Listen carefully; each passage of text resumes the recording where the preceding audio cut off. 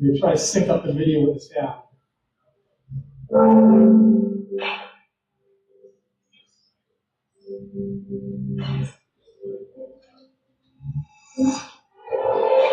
So CNET did a nice video piece on the Army Cyber Institute and cyber education at West Point, and it's covers it pretty well.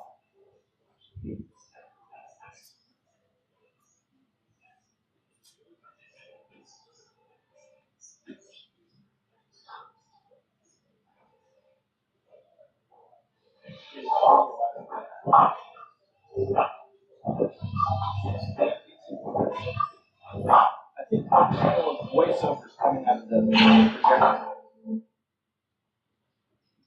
Oh wow! Oh yeah, it's coming out. So I'll just give a little. I'll just walk it through that if you can't get it. Again, I provide a link on the slides if you hit the slides, or actually you just do a Google search for Army Sci-Fi. Army Sci-Fi, that should pop it up for the first few years. So at West Point, we actually do not have a cybersecurity major. We do have a cybersecurity minor, and the cadets that are in this video are part of the cyber challenge team. So capture flying, they do a lot of those events. And in some instances, we actually get the cadets to work as red team members when we're doing simulations, simulation war games with corporations, primarily in New York City. And any Navy folks here? I know we had one. Yeah, okay. A few Navy folks. Yeah, so if you actually hear the video, it said Navy won last year's All Academy Cyber Challenge. Army won the year before. It tends to rotate based on what the, and again, so it's competition hosted by the NSA. Trying to call out ideas for how cadets can actually figure out some of these capture flight competitions. And this is my boss, Colonel Andrew Hall. He is the director of the Armed Cyber Institute, and what he's talking about here is this notion of one of the projects I'm working on is threat casting. It's not what I'm talking about today, but we're trying to imagine the future 10 to 20 years from now, and if we can imagine what the future is going to be like, and some of the hazards, what everyone in this room knows about, SCADA systems, industrial control systems, artificial intelligence, machine learning, drones on the battlefield, soldiers, that's a lot of what our research is doing. Again, we have a multidisciplinary team. The interesting thing is not just technical experts that we have. We have a lot of computer science, a lot of mathematicians, a lot of electrical engineers. But I'm a systems engineer. We have we had two historians. We have a psychologist, a behavioral psychologist, two lawyers. Let me see, two international relations professors.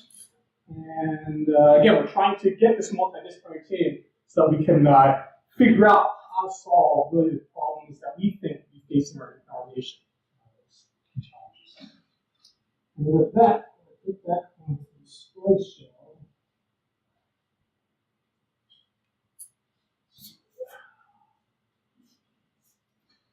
And so really the video covered this, but yeah, since we didn't hear this out, I guess having this is actually not too bad.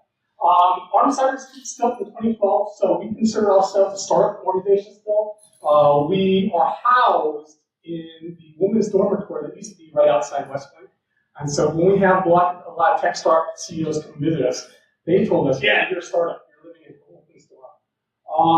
One of the two key things I pulled out of our mission statement, our previous mission statement, is trying to build impactful partnerships. And again, that's generally pretty odd for folks in the government. Again, we're trying to build partnerships with industry, academia, other government organizations. And then building intellectual capital. That might be odd for government organization as well. But being at West Point, that one doesn't sway too far. Now, with our new director, we have a new mission that's going to be finalized at the end of the summer. And again, it's not too much difference, but it's still conducting interdisciplinary research, as I mentioned, with that team of multidisciplinary experts that we have, shaping future thoughts. And when I saw this, developing innovations, innovative solutions related to cyber resiliency, I figured my research into innovation didn't sway too far with my directors. And so what I looked at is this notion of innovation. I don't consider innovation this monolithic entity. The way I break it down, any business majors here are studying business administration. All right, we have some. So for business schools, right, you can break anything down in the world. You can describe the world I break it into two axes. That's what I've done here. For one axis, I'm calling the technological sophistication or complexity of the innovation itself. And on the other axis, I'm looking at what that innovation is targeting, whether it's a new market or underserved market or an existing market. So if we're looking at this bottom left-hand quadrant, right, something that's an existing market but low complexity, that's what I call sustaining types of innovation. There's still innovation taking place, but it just happens to be in the low tech, but for existing customers. On the high tech side, for the existing customers, I call that evolutionary innovation, or incremental. Now, if I start going towards new market stuff, then that should be really, right, a lot of folks here in the cybersecurity field, we're really targeting new markets. Now, if it's very high tech, right, I'm calling that breakthrough or jumping the curve. If you hold that thought, I'll explain why I call it jumping the curve in a little while. But again, for the high tech stuff, new markets, it's breakthrough types of innovation. What about this one? It's a low tech with new markets. That's the notion I call revolutionary innovation or disruptive. For those who studied Clayton Christensen and Joseph Bauer, they coined the term disruptive change, disruptive technology, disruptive innovation.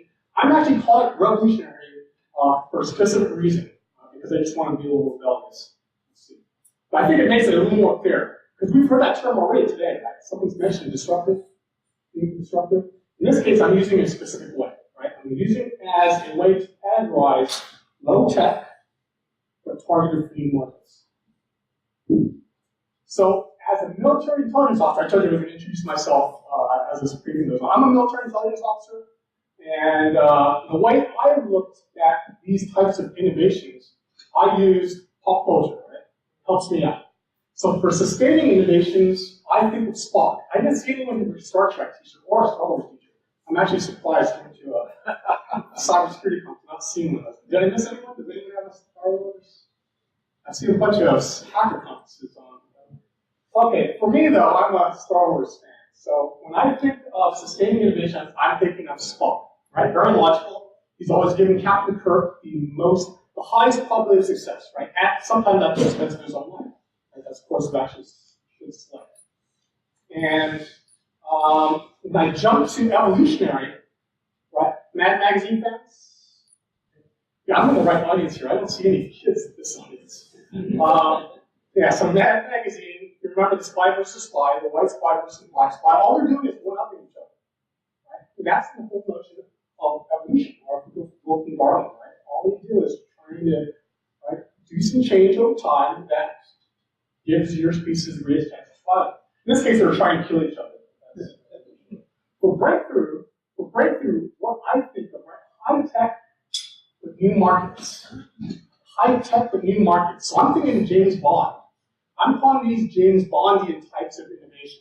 Right? James Bond has the resources of Q, Quartermaster Division, and all of MI6 and really all of the British Empire that funds all of his gadgets, right? The Omega laser watch, the BMW self-driving car.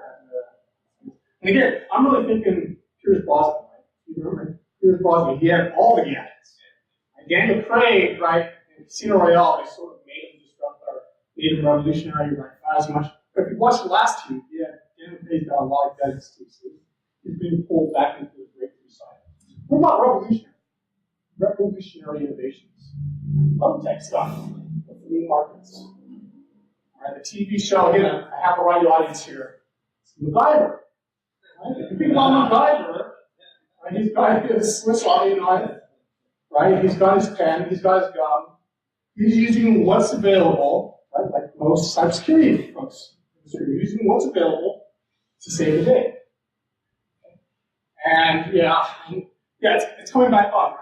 The odd thing was when I played that CNET video, the odd thing at one of these conferences, the new MacGyver was on. So I know exactly where. Friday nights, 8 o'clock, the new MacGyver was on. CBS. Now, I wasn't sure the audience makeup here, so I think a lot of folks still understand MacGyver. So if you don't remember MacGyver, maybe a little younger, watch CBS 8 o'clock Friday nights. But it's Jason Bourne. Right? Think about it. Jason Bourne is using what has disposal. Of course, he's forgotten everything, right? He's forgotten all the tools that he had. But that's really the notion of using what's at your disposal. So low tech, right? Low tech, what's readily available to sort of save the day. Now I told you, as an MI officer, one of these characters doesn't belong here. I told you, right? When you think of military intelligence, most of the time you're keeping spies. So Spock really doesn't belong here, right? Spock is the odd man out. So really, if you think about Mission Impossible, no, I'm not talking about Tom Cruise Mission Impossible. Right? He's got that. I think this was Rogue Nation when he's climbing the tallest building in the world with the glove. It does short out a few times, so it's not perfect. Again, he's using high-tech stuff. I'm thinking the original Mission Impossible. Yeah.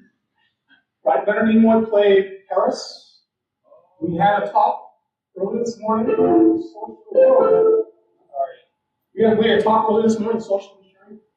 Yeah, so Leonard Nimoy, again, in this case, right, he's using what is at his disposal, right? But he's an expert, right? Leonard Nimoy and the entire team Mission Impossible forces, the IMF forces, they're experts. So really, if you think about it, he might, as an individual, be up in the disruptive or revolutionary role. But as a team, right, when, who's the leader of the, it's not Ethan Hunt, right? It's Ethan Hunt. Who was the original one? Peter Gray. Peter Gray, what was his name though? Mr. Phelps. Mr. Phelps, right? Mr. Phelps had their dossiers, right? So in this case, right, he's picking experts that are great at what they do. Right? They're very efficient at what they do. They keep getting better at what they do. So that entire team is really in that sustaining space. Now, I told you that I am not a business major, so, and again, I'm closer to being a mathematician, so I don't have numbers on my scales. That's a bad thing, right? If you're a mathematician, not having numbers on your scales is very bad. So let's see if I can at least get this to be a little bit. If I add one more axis now, the offset potential that these innovations can actually drastically change your environment. If we can drastically change your environment, where are those innovations that can do that? If we add this one, the last and third axis, this is really how it should look, right? It's the revolutionary innovations, and it's these breakthrough innovations that give us the greatest chance for this high impact. Sustained evolutionary, not so much. So really, this is probably the way it should look, even without numbers, right? So it's better representation. So when you read those business books that are telling you, take risks, take chances, make more mistakes, they're not telling you take chances. It's sustained evolutionary innovation. They're actually going, right, innovate with revolutionary breakthrough stuff. But some of you might be saying, we might not be able to do breakthrough. It's expensive. Hold that thought for just a second. All right. Yeah, we lost the internet stream, and unfortunately, every time I change something, it bounces. Sorry. That's okay. That's okay. It's suspense now, right? It's suspense. So I'm not going to change this third axis. Instead of offset potential, I'm now calling probability of success. What's my probability of success? Which ones have the highest probability of success? In this case, it's the opposite, right? It's the ones in the bottom, sustaining evolutionary. They have the highest probability of success. Very hard to do revolutionary breakthrough. You should be expecting lots of failure. Okay, so this is how, again, more representational graphic is like in this case, a pie chart. With even without numbers, a little more representation. But again, still not from a mathematician's perspective, right? I'm a systems engineer, I like math to prove what I'm saying. Okay, so I went back to the era of notes. Folks remember that? Social media had a lot to do with it. This was back in 2010, 2011, so not too far away. Still should be in our recent past. We should still remember a little bit about it.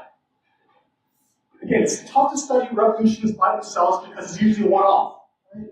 One revolution happens, French Revolution, Chinese Boxer revolutions, right? The Russian Bolshevik Revolution, right? It's a one-off type of event. It's hard to gauge probability of success off those one-off events. But this was a nice, for me, it was a nice template to actually quantify what the success is from a revolution. So in the case of this revolution, yeah, I'm not getting sound effects, that's okay. This is boom. Ooh, I could look at it. Okay, yeah, that's actually good. This is my test stuff. So I'll start off with Tunisia. In December 2010, right, there was a Tunisian police officer who confiscated the wares of this man, right, who's selling fruits and vegetables on the streets. This policeman confiscated. That was the guy's livelihood. And out of his discuss with the police and the police system, right, he burned himself. He set himself on fire and burned to death. And from that one event, it sparked 13 other revolutions, right, in the span of a few months. Yeah, the last one in March. Yeah, March. In December of 2010 and March of 2011. Yeah, lots of revolutions taking place. And social media had a lot to do with that. And so from this, how many actually succeeded? How many of these revolutions actually succeeded? In this case, when I say succeeded, folks in the audience have told me, yeah, that's how you quantify success. In this case, I'm going off with you. Right, the government immediately changed. And that's what I'm quantifying success. But if you don't remember the history, Tunisia fell. Right, that government fell. We also had Egypt. Egypt fell. We had Yemen. Right, they're still fighting right now, right?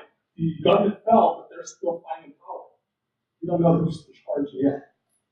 One last one. Libya. Gaddafi. So 4 out of however many red dots I have. But I can go back to this, right? Upon the revolution, I don't count Egypt really as a revolution. A revolutionary success. That was a military coup. Right? When the army takes over, I don't call that a revolution. Right? Revolution is from the people. They don't have the power. They rise up and they take over. When the military takes over, that's called a military coup. And that's why, as a military, I was talking to some folks earlier. If you want to talk about inefficiency, talk to anyone in the government. It's deliberate. Our Congress does not like this thing. Military coups. Right? We've seen that in a lot of places in the world. Not just in the Middle East, North Africa, South America, Africa. Our government does not like military coups because the military has the capability to take over government very well. Right? We have the training, we have the equipment, we have the structure of it. We can replace our own government. Right? Our forts that we live in, right? There's tiny cities. Generals are in charge of them. Okay, so again, our government does not like this thing called the military coup. And so these are statistics. 7%, well, that Egypt was that the one military coup success. And then about 20%. So if you're thinking, I actually think this is pretty hard. When I'm thinking of disruptive and breakthrough innovations, revolutionary innovations, I'm thinking maybe sometimes 10%, single digits. That's case, maybe 20%. At least this is a case study that the community quantifies what the revolutionary success might look like. 20%. So in this case, I actually use, I do not like this. Yeah, goes back into, I am a Star Wars fan in addition to being a Star Trek fan. Now, if you follow Hollywood, right, they make it seem as if revolutions are easy. Star Wars to the prequel, there we go. There's just a little bit of stuff. You might get a misimpression that revolutions are easy to do and have high success, especially when you watch movies like this. The better movie, though, in my opinion, was Star Wars 5, right? The Empire Strikes Back. Because when the Empire or the government knows that a revolution is taking place, and if they act, as Darth Vader did, that's bad news for the revolution. Usually they die. It's called subversion, it's called being a traitor. So that's why I think Star Wars 5 is better. Not only just better, it's my presentation. So at best, maybe we batting average. Right? At best, it would be 30%, 20%.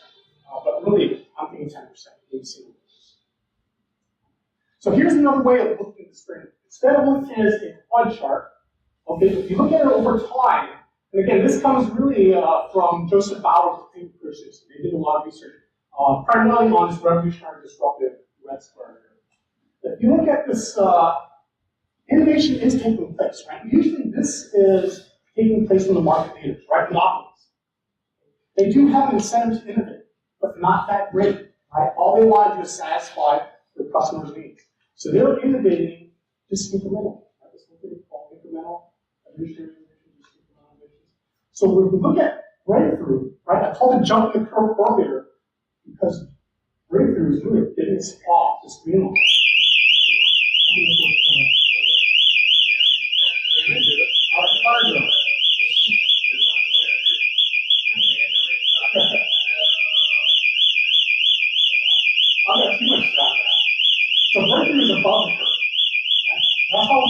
think of great innovations jumping curve. Now, revolutionary innovations take place below this line. How can actually something like this?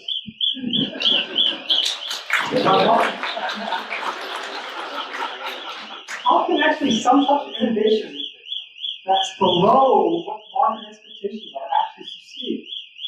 We have a lot of history with that, right? There's actually this Joseph Bauer, Christensen, a couple of Harvard Business School professors, they studied this extensively.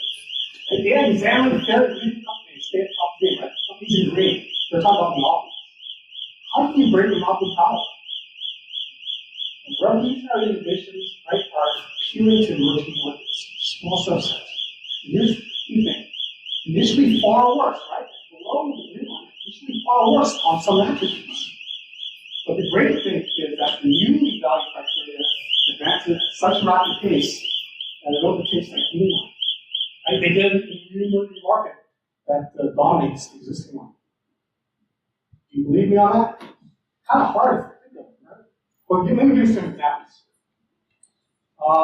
Again, still the right audience. Who remembers the huge print divisions if you're working in a large corporation or a university?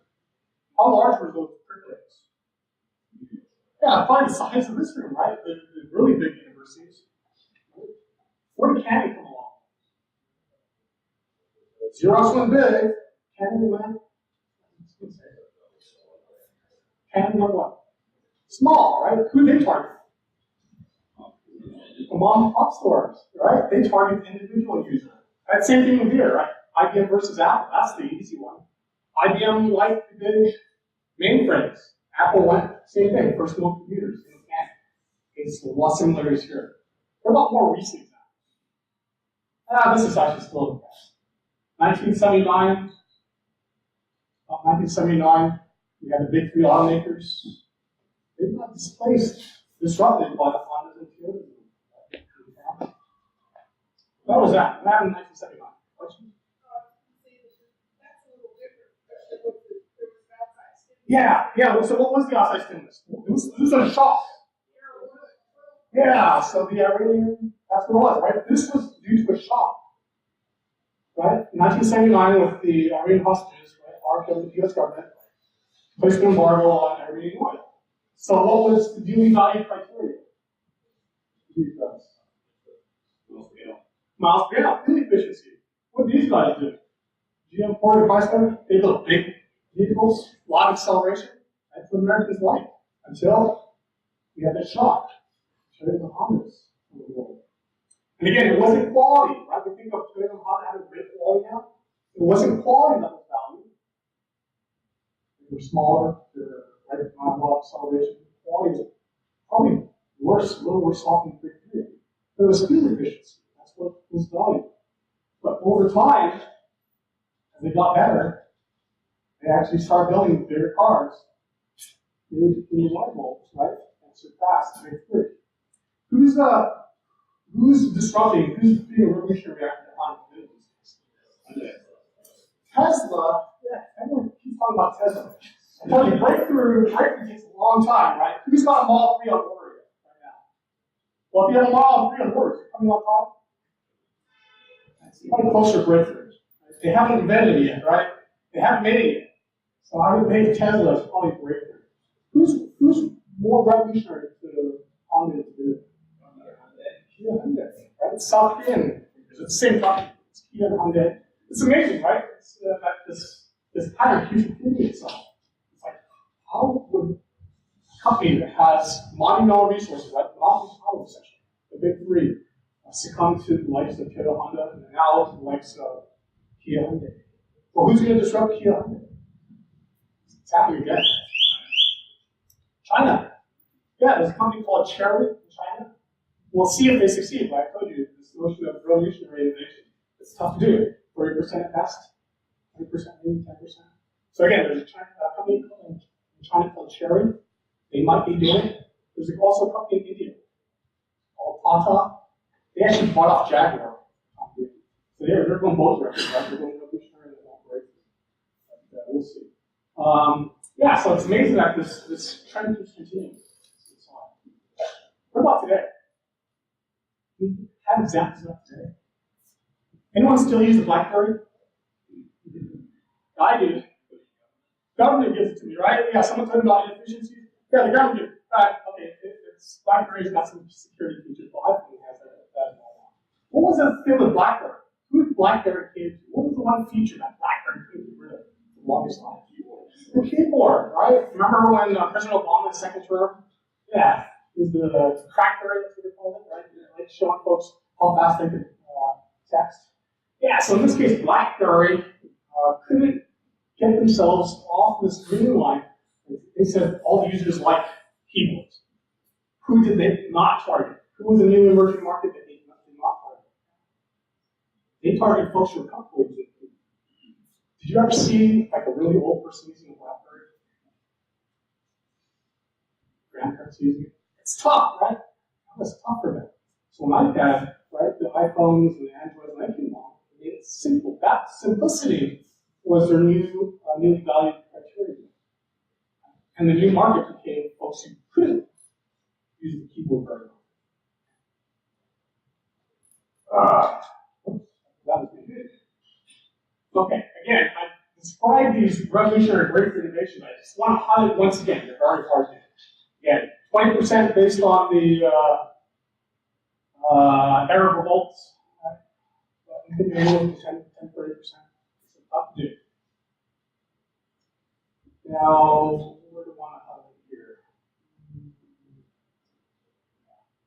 Okay, so let's think about cyber warfare as we get towards really where I want to talk about.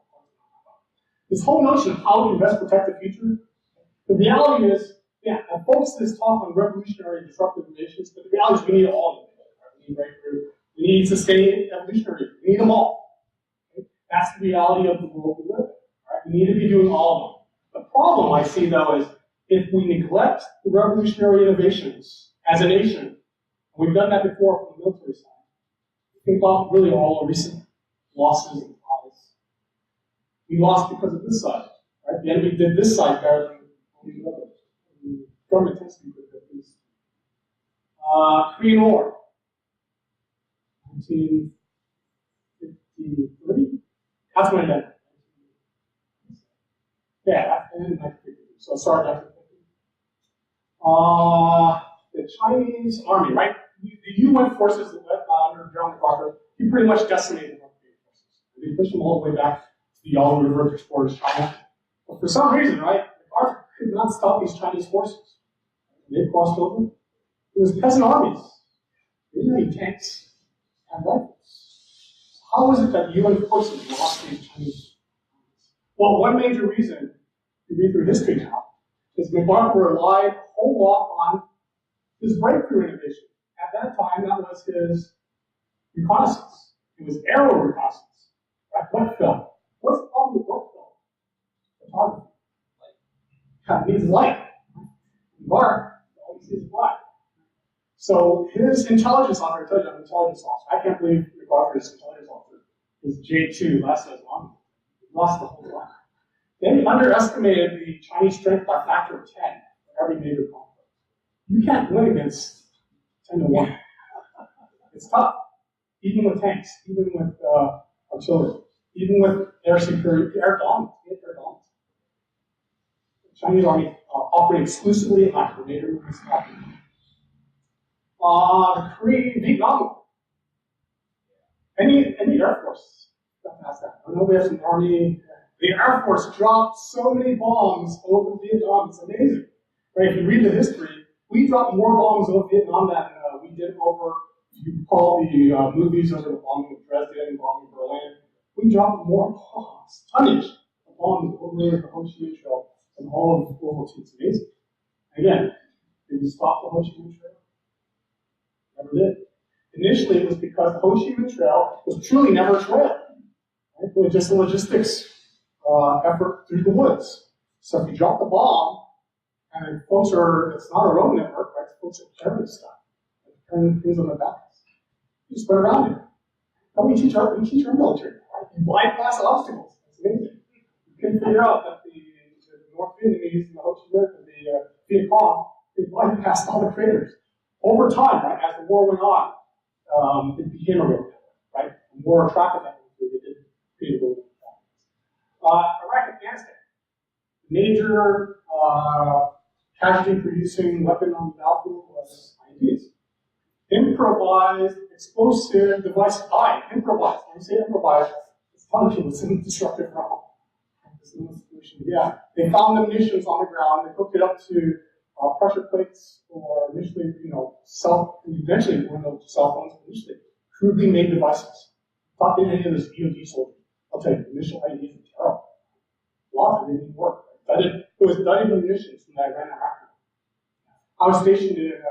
Talk about inefficiencies. I was stationed in Iraq for a year, and on each of our Humvees, there's a placard that tells us, right, minimum. Here's all the instructions to do that. In case someone gets hurt, injured. We have another sign called the Unexploded Ordnance Report, UXO. There was so much dudded munitions. I was stationed along the Iraq border. There was still, every day we would roll out and we would see dudded munitions everywhere.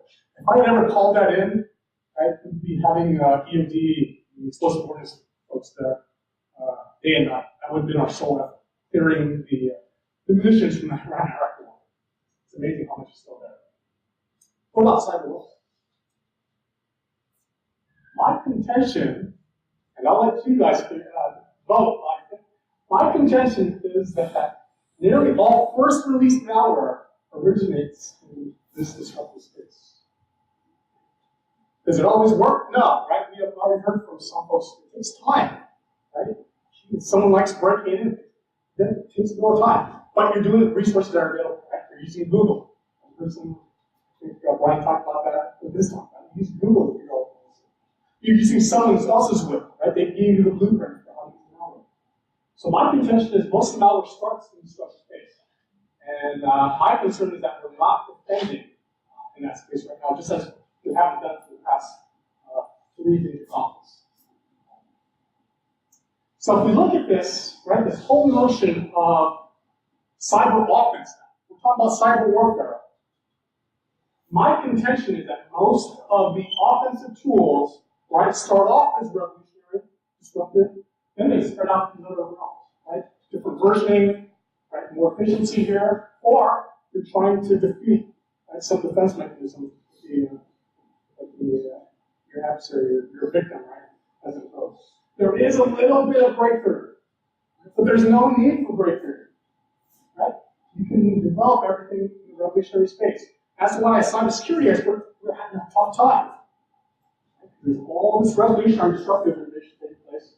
And guess what we're relying for defense? Especially from the government side, not from really audience here.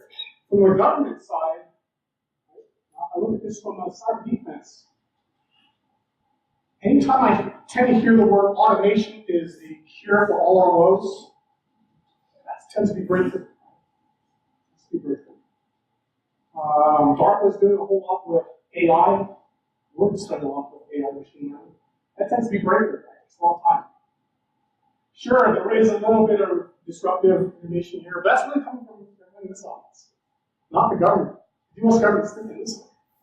Breakthrough that eventually comes evolutionary sustaining. Right? Very little revolutionary types of defense. So if I look at these side by side, there's a problem here, right? I told you I'm a military intelligence officer. I want to find the gap between our enemy and ourselves, our forces. There's a gap here. I'm actually grateful that the bad guys, our adversaries, aren't doing breakthrough. My concern is they are. Right? Advanced persistent threats, they are. Right? The Chinas, the Russias, Irans, I hate to say it, even the North Koreans. The North Koreans be doing breakthrough innovation. Well, they are, right? They just launched another ICBM. What is it? Amazing. Yeah, so again, my concern is really this case. I'm not too concerned with the adversaries leaving that space open. My concern is it is relevant. That's the problem. My concern is we're not doing enough revolutionary types of defense. That's really what I'm trying to encourage revolutionary innovation to take place in this audience. Continue to do it.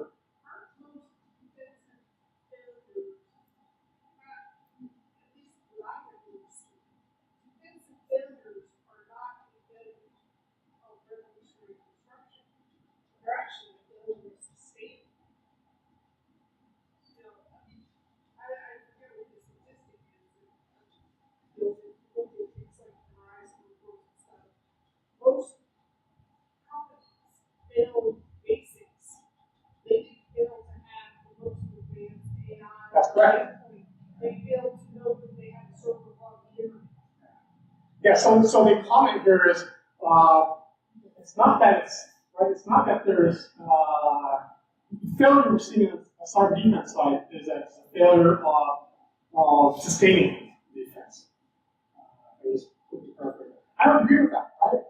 And again, wouldn't it be nice to have that sustaining element here in the revolutionary space? Because really the problem I see here is that these are coming out faster, right? Some MacGyvers out here, all the bad MacGyvers, I call them, I call them cyber crackers.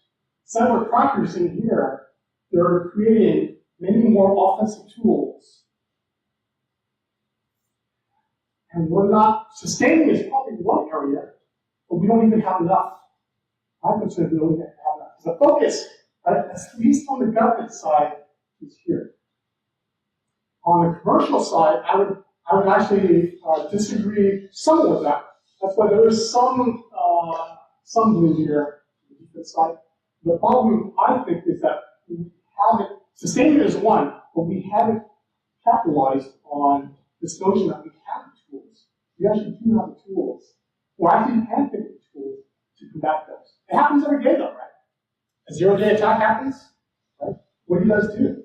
What happens on a zero-day? You do this stuff. You're responding immediately to it, right? Someone already talked about that earlier. Right? We're not waiting for the government to do this. That actually leads to my next point. Okay? I have to officially state that we are not at war with any nation in cyber warfare. That came from our Chief of Staff of the Army. We wanted to make sure we put that up. At least I'm war. We're not at war. However, are we at battle? We might not be at war. So here's another history lesson. The Korean War, way back in the 1950s, was that really ever a war? President Truman never called that a war. That was a peace action. Throughout President Truman's presidency, he called that a peace action. So we might not technically be at war, right? Because Congress declares war. Not war. Not president, it's Congress. Okay.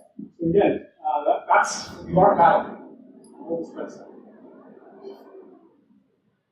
And really, my case example here is I really could go with all four of those things I mentioned. I'm going to talk about the Russians. And when I tiled this, I really didn't like it. Right? It's really what the Russians are doing better. So if we look at, right, we know about, if you remember last year, actually 2 years ago, right, November of 2015, the Russians invaded Ukraine. Right? It's still happening right now. Right? And they led that invasion, even though the Russian government would deny that they're doing it, right? They're saying it's independent actors. And so Russia's been doing cyber warfare right now with Ukraine, even though they don't admit it. What's more troubling is that they are integrating their cyber warfare with their soldiers on the ground. What this article talks about is the Russians have almost perfected their manuals on using autonomous drones on the battlefield. So they have a drone flying above these Chechen defensive positions, I'm not Chechen, Ukrainian defensive positions. Ukrainians would fire weapons, right? Try to knock down. Yeah, good for the Ukrainians. Try to knock down the Russians' surveillance systems. What the Ukrainians did was there was another drone at a higher altitude that was watching where the fires are coming. Because the drones are sheep that. That's kind of disruptive warfare. The Russians figured use another drone, figure out where those firing positions are, off their artillery bombs. So that's my concern. The Russians doing this better. Are the U.S. military forces thinking of this? Sure. We're thinking about it, but we're not practicing it. The Russians are actually executing right now. What goes worse, I know that John back there mentioned he's done some papers on what Russia's done. It's not even 2015, right? They actually did this before. The Russians did it when they attacked Georgia, right? The official government, the Russian government response is not us. It's lone hacking. So this was back in weeks before the bombs started falling in Georgia. Right? Security breachers found out, and this was in 2008. So it's not the first time Russia's done it. They've done it in Ukraine, 2015. then in Georgia. They actually did it in 2006 too. Yeah.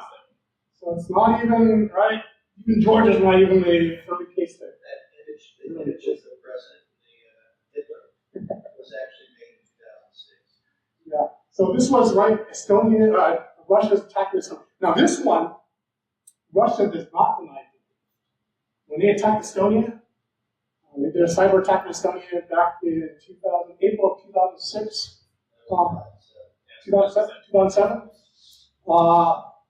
The Estonians, right? It was a breakaway from the old USSR. They had a statue. That story, they had a statue of some individual, some leader that opposed the Russian. Yeah, so the Russians didn't like it.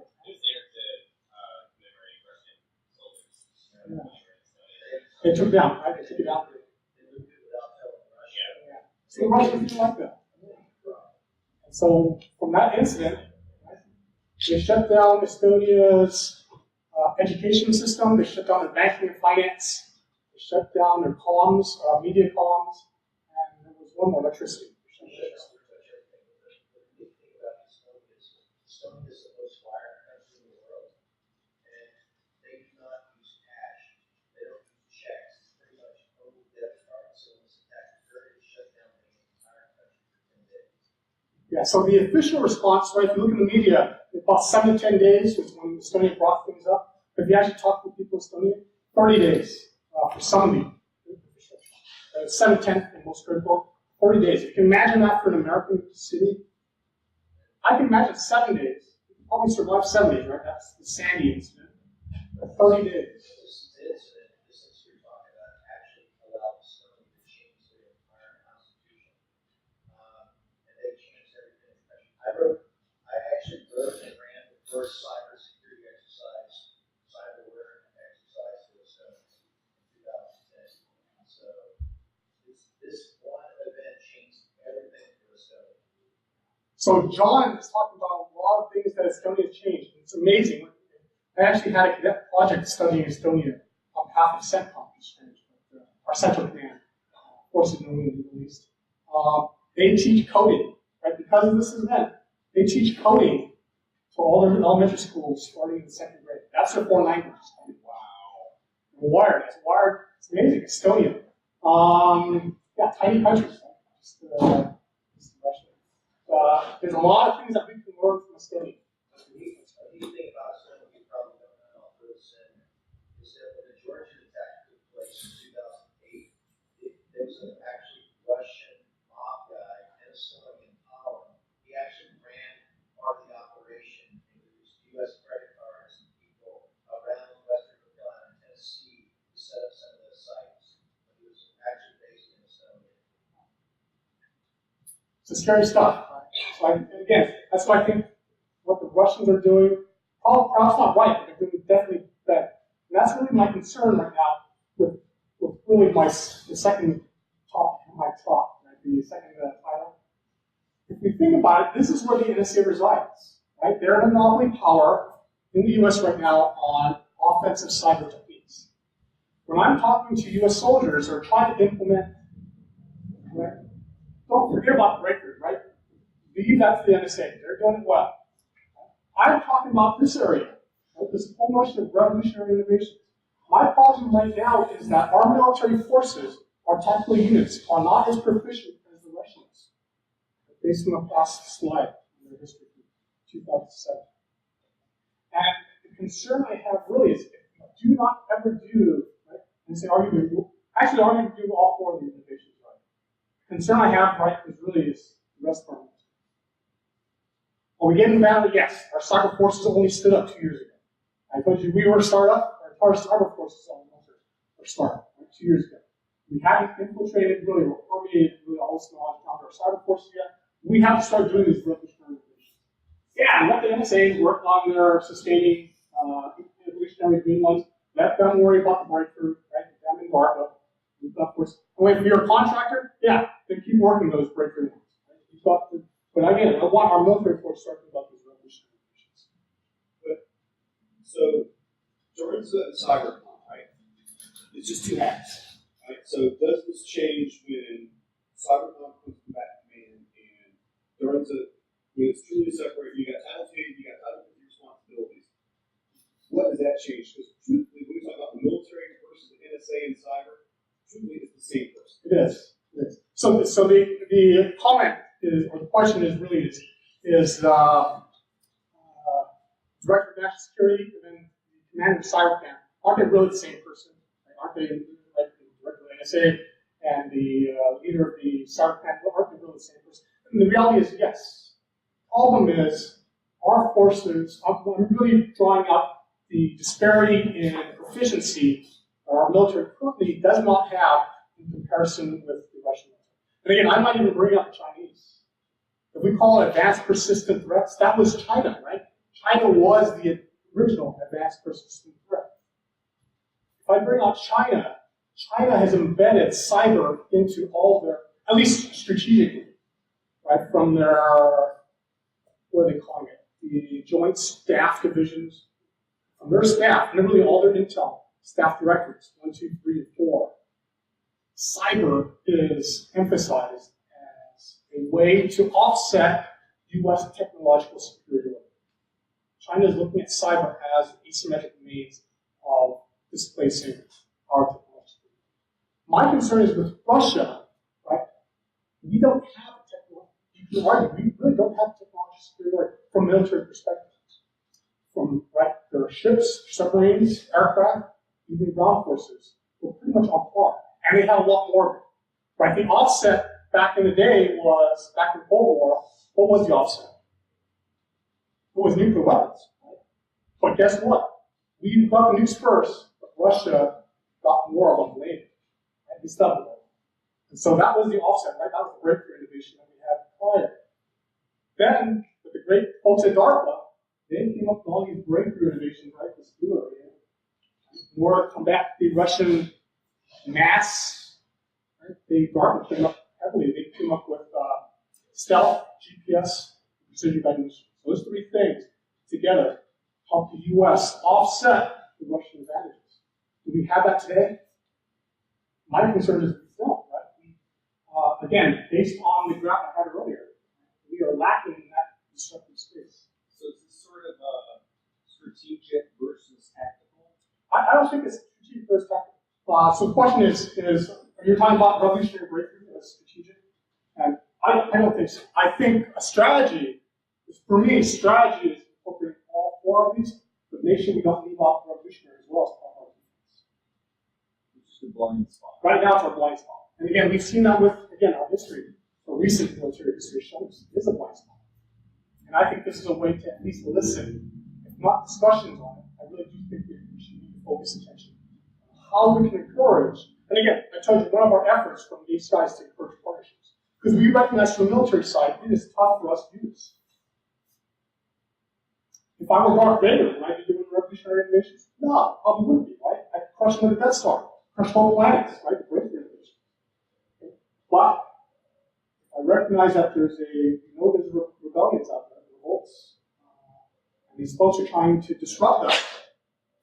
Doesn't it make sense that we should start looking at defensive, at least even if we're not doing defense, shouldn't we recognize where the offense is coming from? That's what a military intelligence is, right?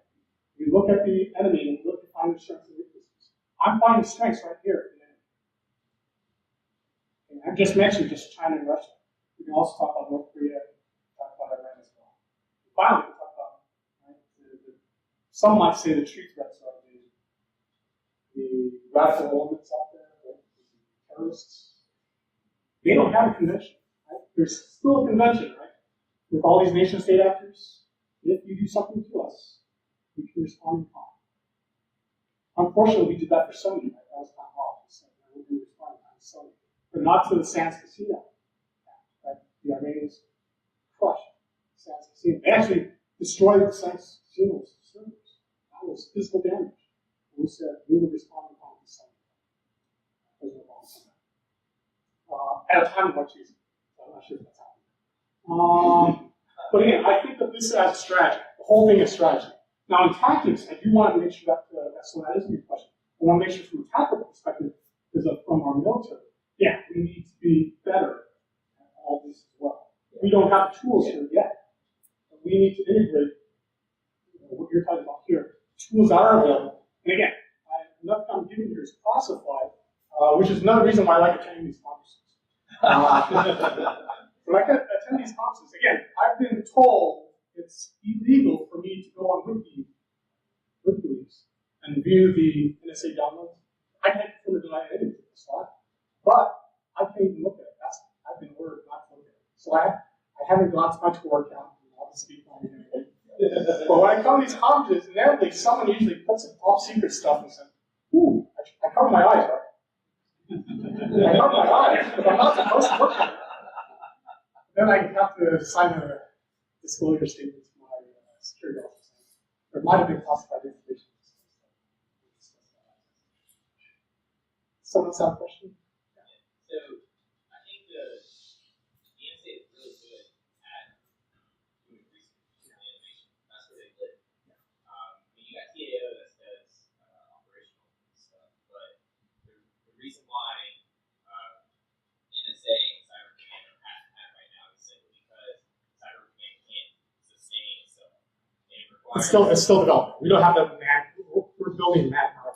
so the CPTs aren't set up yet. The Cyber Mission Force isn't set up yet. So CPD are site protection teams. They're the defense team.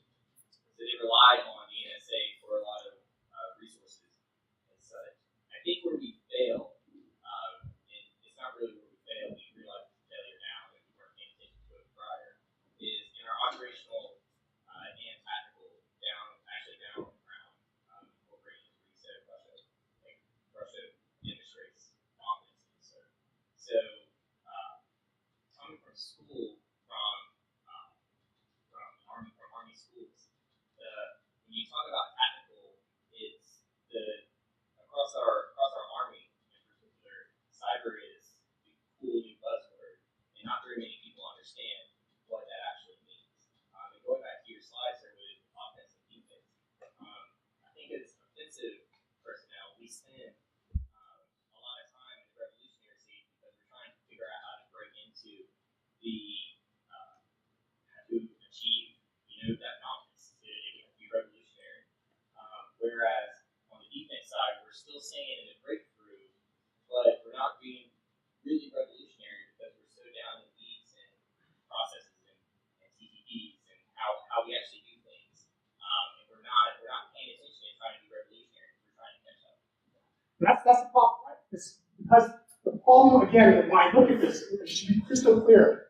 These are coming out a lot faster, right? The successful ones coming out here, right? Even the failures. There's a lot more. They're coming out a lot faster because they're MacGyvers, right? They're using what's available. And with this, the whole notion of breakthroughs, it's time intensive, it's resource intensive. And again, they fail just as much as that they do. And again, it's because this is so resource intensive that we're now ceding time to the cyber adversary.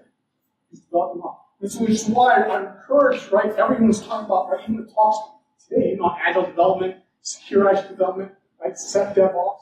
This whole notion of getting security up front is important because the government's not going to do it. I can almost guarantee you the government's going to be focused on that. Because it's what the government's good at. I want to hopefully encourage the government to think in this space. But it's really from this space, it's really from everyone in this room. Right? This is the audience that's already doing this. Right? When you think about cybersecurity, the expertise is not the government. We might have experts, right? NSA has lost smart folks. I'm not denying that. Right? We have folks that are right who came from this space. A lot of hackers. But to think defensively, I'm not seeing it. Okay, that's tough. And so if we're not doing it, I think there's a gap in our defense. That's why I'm just encouraging it, especially with an audience like this, which is why I'm very grateful. Not to introduce myself as the Fed. I am the Fed, right? When I go to these hack companies, right? You guys trying to get hacked. That's why I don't usually do that. For this audience, the audience here is great. I'm out of time. So I just want to leave you with, I think the discussion is great. I think it really brought out all the points I brought out. So we do have a history. I just want to bring up, we do have a history of revolutionary innovation. And I think we can do it, right? After all, the country was started as a revolution. we fought against the British regulators. Okay? And again, we have drones as well. Right? We're using armed drones for the first two. Question? Is the fact that you're classified as like secure changes Yeah. that happen in spaces? Is the fact that revolutionary defense is less used in office strictly a policy problem in the government itself? I mean, I'm sure people get voted in the army because they hacked into stuff and they got the information people wanted. You don't get promotions from like, oh, I successfully defended all these networks for 100 days and no one got in. You are clearly not familiar with the government. There is no benefits for being the best hacker in the world. You're part of my time. You're part of my time. Where offense is a policy. I mean, you can look at this, there's so many papers talking about this portfolios. If you look at this in the fact that if revolutionary defense are important, the NSA would be releasing 0 days to the industry on a regular basis instead of 40. And that's what WikiLeaks is doing that for us. But again, I can't confirm or deny that, right? The Russians WikiLeaks are helping us learn what they have, but they're hurting them. They're actively hurting our defense by doing like every time a policymaker in government makes the decision to hold 0 day so they can get access in the future theoretically to some Russian consulate. It's hurting us in the industry because they're not sharing that and like those defensive applications aren't percolating in government. So Yeah, absolutely. it's only independent researchers that are doing this. Like it doesn't seem to be a policy position from the government acting funds. Yeah, the government is actually funding some disruptive innovations for there's an organization called Defense Innovation Unit Experimental. They're looking into these, not just for offense, for defense as well. But again, for the overwhelming majority, it's still in the breakthrough world that I'm seeing. With that, why don't I just actually answer this question while I let the other speakers set up? Why I disconnect the various aspects? Because that's actually a very good point. This notion of the question that came up really is the notion of policy, right? That was actually terrific. Because when I think of non-high-tech innovations, policy is one of them. So we can actually make policies that hopefully address some of those other concerns. Policy, education. As an educator, I think education is often overlooked. Again, I didn't tell you this. I'm new to this cyber world. It's my first assignment, and we got on site. So I've been a user my entire life. Right? I use the computer. I take the annual user training. It's always the same, so I breeze through it. I go on Google to find the answers. I'm being disruptive because I have to take that test because it's a tough test. I want to make sure I can keep my computer access on. But education is critical. Cyber hygiene, right? Not a whole lot of high-tech stuff here that I'm researching. And again, sometimes when I publish papers, that's the number one criticism I get on my papers, right? To all these scholarly journals. Your innovations, when you talk about disruptive innovations, aren't high-tech enough. And in my abstract, I make it very clear. Revolutionary innovations are not high-tech. And it's like, yeah, but again, clearly I didn't make myself clear enough. But again, that's exactly what I'm trying to promote. These notions, especially on the defensive side, I'm not looking for a high-tech solution. I am looking, and again, that's why in the Army Cyber Institute we have a multidisciplinary team. A lot of this stuff is behavior. A lot of this stuff is laws. These are not high-tech. A lot of this stuff encompasses policy, just conventional, right? International relations, partnerships with foreign governments, right? Estonians. You mentioned Asia, Koreans. Yeah, it's we need to figure out. It probably won't be as successful as just doing our own. Can we do our own? Yeah, we're the most vulnerable because we use the most. However, we've got to figure out cyber defense. Elevate for everyone, elevate for us. So that might negate some of the NSA's capabilities, but that's okay. Wikis spreading all that stuff out. Every time we leave something out, right, sometimes NSA exploit is shared.